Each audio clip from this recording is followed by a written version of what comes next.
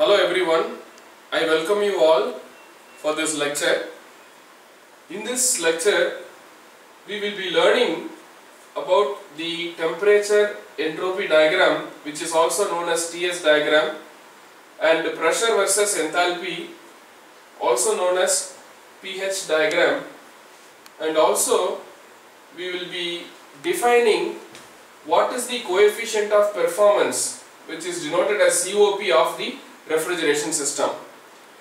In the last class, in the previous video, we learnt the working principle of the basic vapor compression refrigeration system, and also we learnt about what is the ton of refrigeration.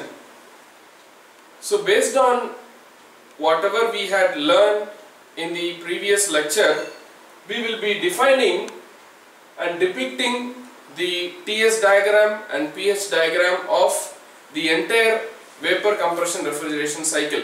So first we will start with the temperature versus entropy diagram, which is also known as TS diagram.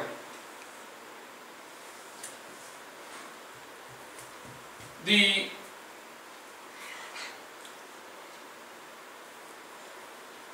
y-axis reads the value of temperature and the x-axis reads the value of entropy. Now let me draw the vapor compression refrigeration cycle, which has four components. This is a compressor. The second thermal device is the condenser. The other one is the expansion device, and the fourth component is the evaporator. The working principle of this vapor compression refrigeration system we learnt in the previous class. Now we will be plotting the entire process on the TS diagram. So this is the compressor,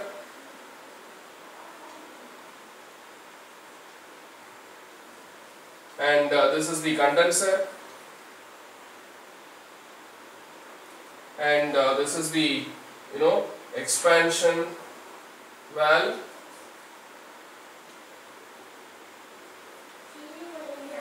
and this is the evaporator.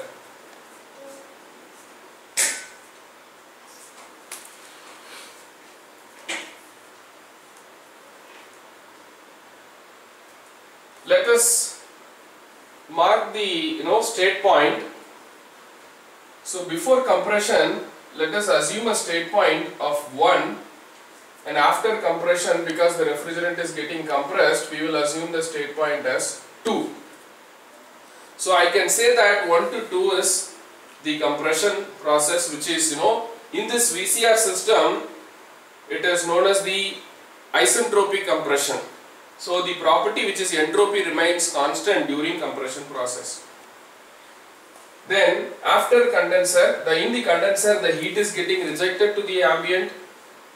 Now the state point after condensation is 3, and then after expansion device the state point is 4. Now, as we have seen that 1 to 2 is a compression process. Now basically the TS diagram looks like a bell-shaped curve, and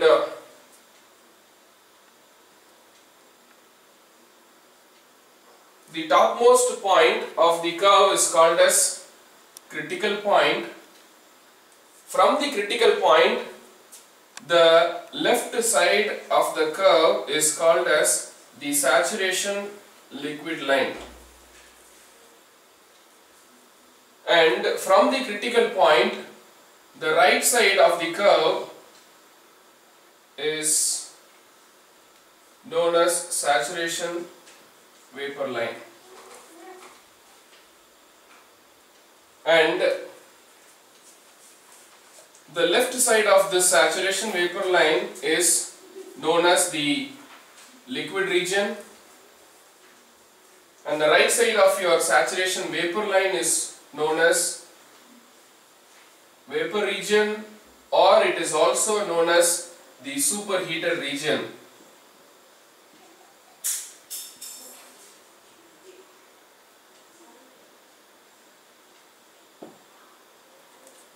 And the region which is in between the saturation liquid line and saturation vapor line is known as the liquid plus vapor region or two-phase region.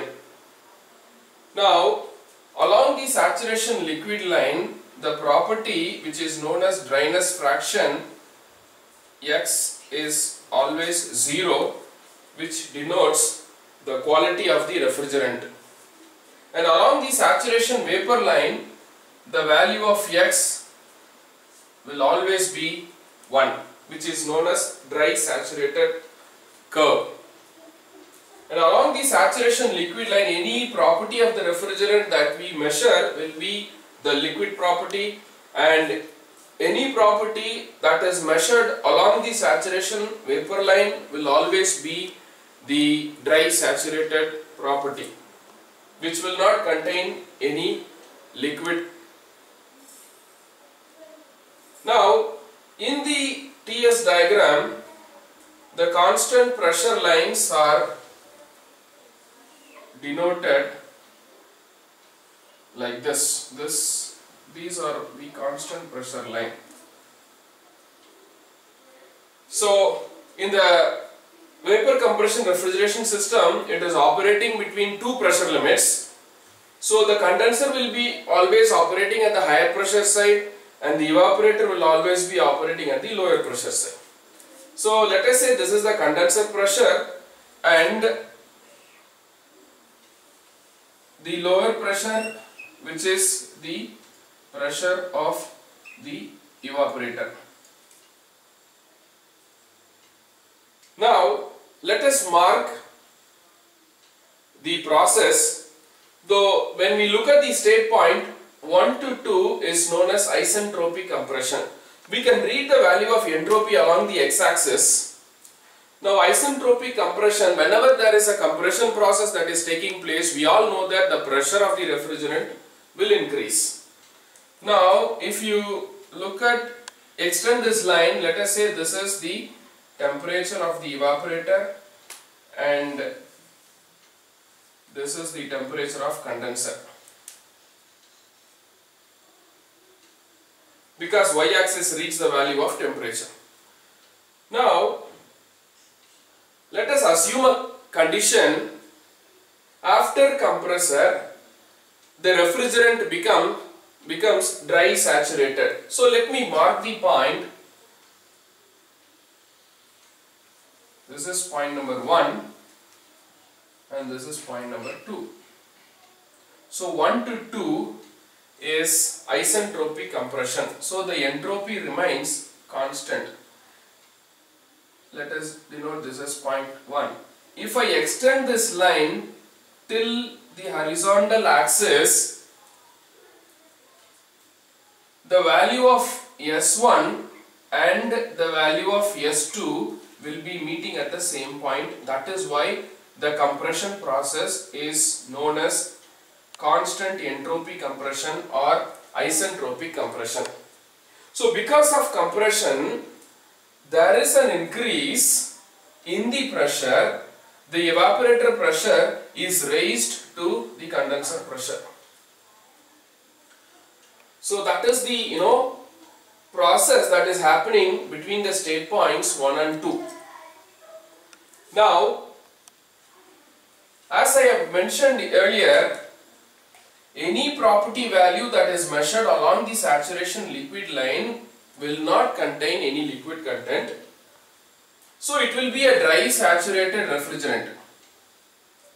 Now, after compressor, the refrigerant is made to flow through the condenser, and in the condenser, the heat is rejected to the ambient. Because of that, the vapor refrigerant is converted into liquid refrigerant. That is what is the meaning of condensation. Condensation is nothing but conversion of vapor into liquid. Now, in this only latent heat of heat rejection is taking place. So latent heat means phase change will take place, but without change in its pressure and temperature. If you look at this line, the pressure which is a constant pressure line, the temperature is also remains constant. However, the vapor refrigerant is converted into liquid refrigerant because any property that we measure along the saturation liquid line will have the liquid, which will be completely in a state of liquid. So the process 2 to 3, wherein the pressure remains constant, the vapor is converted into liquid because it is lying exactly along the saturation liquid line. So 2 to 3 is condensation. Now we all know that the refrigeration, which is the vapor compression refrigeration system, is operating between two pressure limits. So the condenser is operating at a higher pressure side and the evaporator is operating at a lower pressure side. So the high pressure refrigerant cannot be directly fed onto the low pressure evaporator, low pressure which is the evaporator which is operating at the lower pressure. So for that purpose we are using the expansion device, expansion valve or a capillary device to decrease the pressure of the refrigerant. So the 3 to 4 is the process by which the refrigerant is flowing through the expansion device and the pressure of the refrigerant is decreased. So in the expansion, the property which is also known as isenthalpic expansion, wherein the enthalpy of the process remains constant, enthalpy of the fluid remains constant, and your compression 1 to 2 is constant entropy process and condensation is constant pressure process. And 3 to 4 is isenthalpic expansion. So that means we need to decrease the pressure of the refrigerant from the condenser to the evaporator. In the compressor, we increased the evaporator pressure to condenser pressure, and in the expansion device we are going to decrease the condenser pressure to the evaporator pressure. So let me mark the process 3 to 4 is the expansion process. So if you look at the chart, if you look at the TS diagram, the pressure of the refrigerant, liquid refrigerant, is decreased from condenser pressure to the evaporator pressure. Now, so the next process is 4 to 1. 4 to 1 is an evaporation process. So from 4 to 1 is the evaporation process, where the refrigerating effect is produced or cooling effect is produced by absorbing the heat, or the refrigerant is absorbing the heat and becomes vapor. So this is the representation of the vapor compression refrigeration system on a TS diagram. So 1 to 2 is, this is again 4 to 1 is a constant pressure process, evaporation is taking place. That is latent heat of heat addition. Here latent heat of heat rejection in the condenser. So 1 to 2 is a compression process and 2 to 3 is condensation, where the vapor refrigerant is converted into liquid refrigerant, and 3 to 4 is an expansion process wherein the condenser pressure is decreased to the evaporation pressure, and 4 to 1 is the evaporation. So this is the process that is taking place in the vapor compression refrigeration system, and this is the depiction of the exact actual vapor compression refrigeration system on a TS diagram. Now we can also see the process by marking the entire cycle on a pH diagram.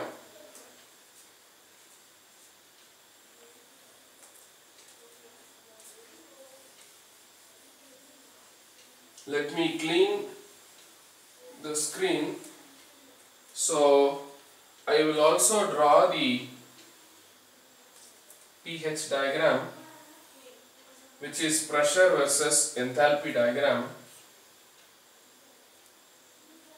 The y-axis reads the value of pressure and the x-axis reads the value of enthalpy.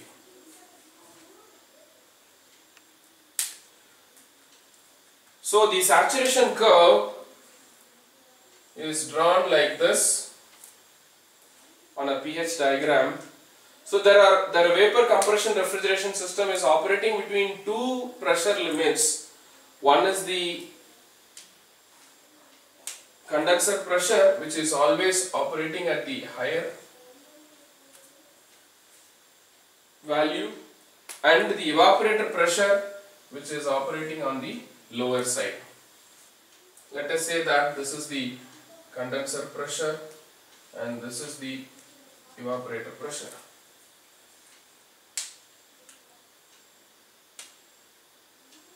Now, the 1 to 2 process is the compression process. So, the evaporator pressure has to be increased to the condenser pressure. That is what is happening in the condenser.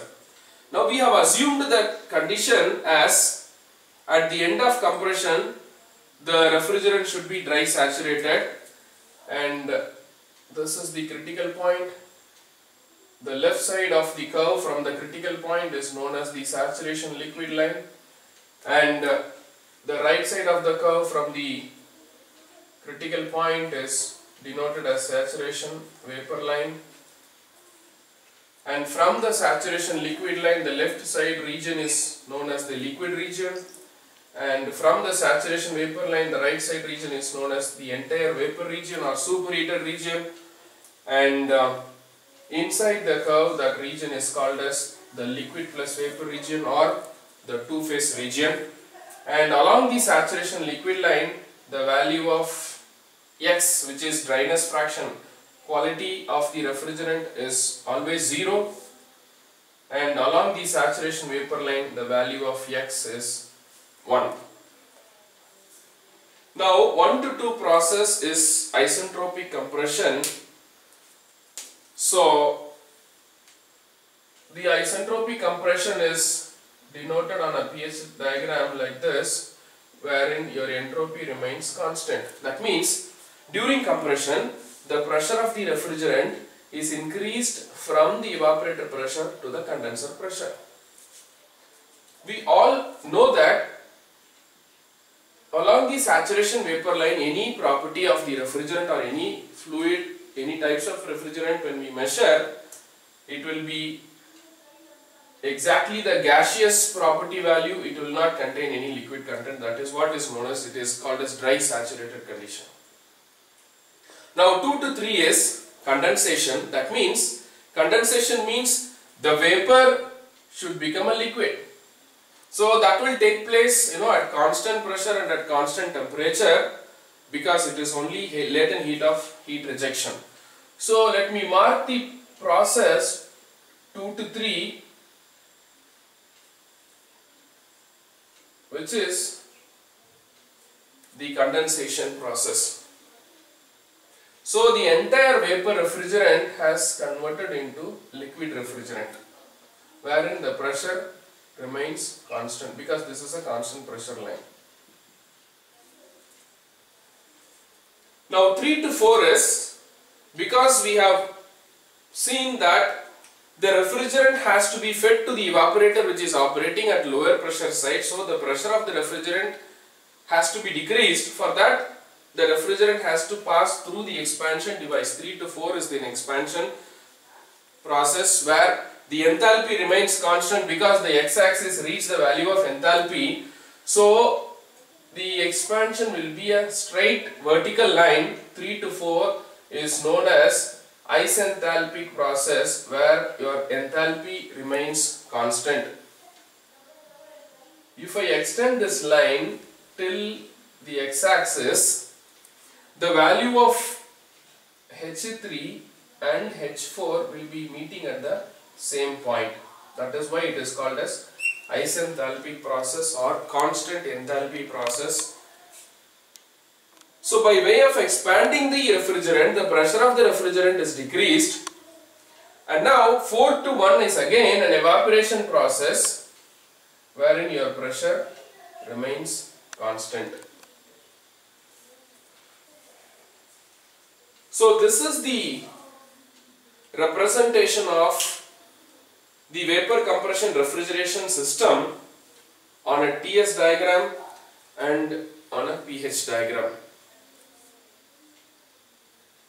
Now, based on this TS diagram and pH diagram, we have to define what is the coefficient of performance, how to calculate the COP of the refrigeration system. So basically, the COP, in other words, you can also say that it is an efficiency. Suppose if it is a heat engine, we can define the efficiency of heat engine. But for refrigeration, instead of efficiency, we use a different terminology which is known as coefficient of performance,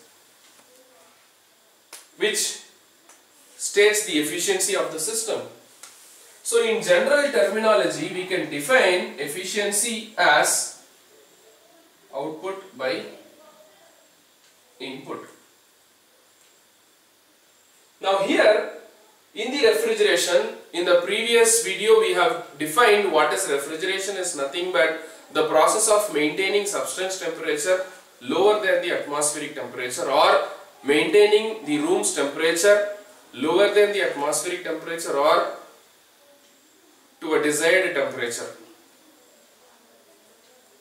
So here, the refrigerating, I can say that when we are able to maintain a temperature which is lower than the atmospheric temperature which we desire, that is our output.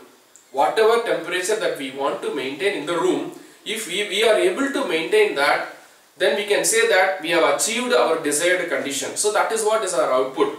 So I can say that the refrigerating effect produced is the output. For that, we need to give some amount of work to the compressor by way of compressing the refrigerant for achieving the refrigerating effect. So the input would be the work done on the compressor. So this is the definition of the COP of the refrigeration system.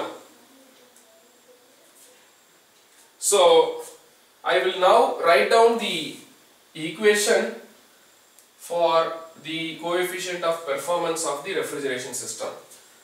Let me clean this TS diagram so that I will have some space for writing the efficiency or coefficient of performance relation. Now, when you look at this pH diagram, we need to find the refrigerating effect where it has been achieved and which process the work is done onto the system. So I can say that COP of the refrigeration system is denoted as the ratio between the refrigerating effect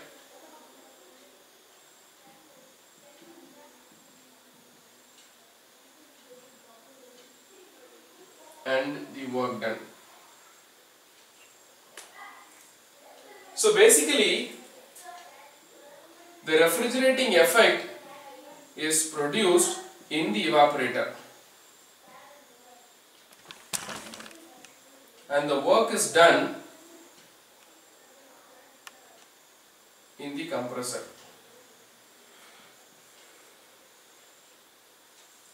So we need to focus. So this is the refrigerating effect where your evaporator is used for creating the desired effect or cooling effect through the heat absorption of the refrigerant which is flowing through the coils of evaporator. And for producing that refrigerating effect, we have to do the work or give the work to the compressor for compressing the refrigerant. So we need to focus on the compressor as well as the evaporator for calculating the coefficient of performance of the refrigerator. Now if you put the energy difference, the evaporation is taking place between the process H4 and H1. If you extend this line till the x-axis, we can know the energy, which is enthalpy values between the evaporation process 4 to 1. So I can write the coefficient of performance as, if I am able to remove the heat between the evaporator H4 and H1, this much amount of energy if I am able to remove from the space or from the room which is to be cooled, I will be able to get my desired effect or refrigerating effect. So the energy that has to be removed for creating the desired effect or refrigerating effect is nothing but H1 minus H4. So the higher value minus the lower value. So for that, the compressor is doing the work compressing the refrigerant, because according to Clausius' statement of second law of thermodynamics, we cannot transfer the heat from a body having lower temperature to the higher temperature. However, it is possible with some addition of work externally for transferring the heat from a body having lower temperature to the body having higher temperature. So for that purpose the compressor is used.